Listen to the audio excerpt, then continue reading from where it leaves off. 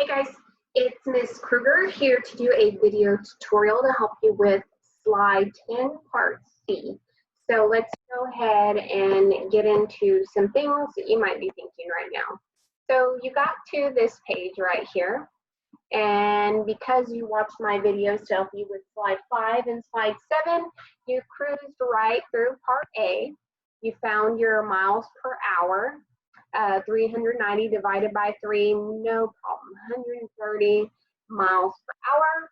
Then you went over to part B. Again, you solved unit rate, you rocked through that question, and then you got to part C. And they changed it up a little, but the same. So let's talk through this problem. If the trip from Paris, France to Geneva, Switzerland takes 5 hours, and the train travels at 130 miles per hour, how many miles from Paris is Geneva?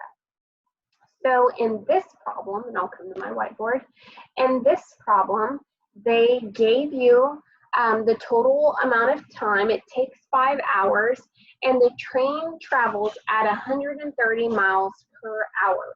So I think I'm going to illustrate this best with a proportion. So again, we have our, oh, it's a little slow, miles, and we have our hours. Now we already know because they gave us the rate here. So like I said, it's the same, but it isn't. They gave us the rate, 130 miles in 1 hour.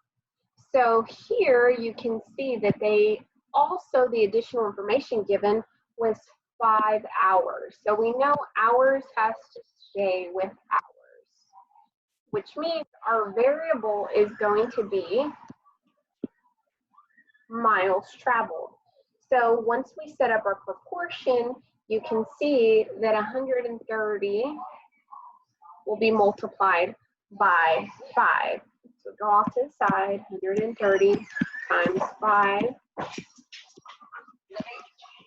is 650 total miles.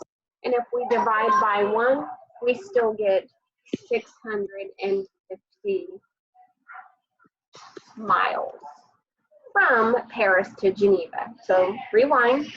The trip from Paris to Geneva takes 5 hours. So it takes 5 hours to get from Paris to Geneva, 5 hours. And we know trains travel at 130 miles an hour.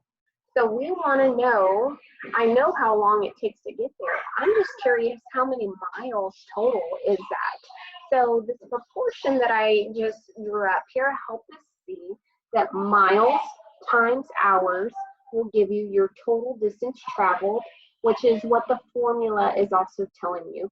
Your speed times your time gave you your total distance. I just broke it down for you into a proportion to help you see that.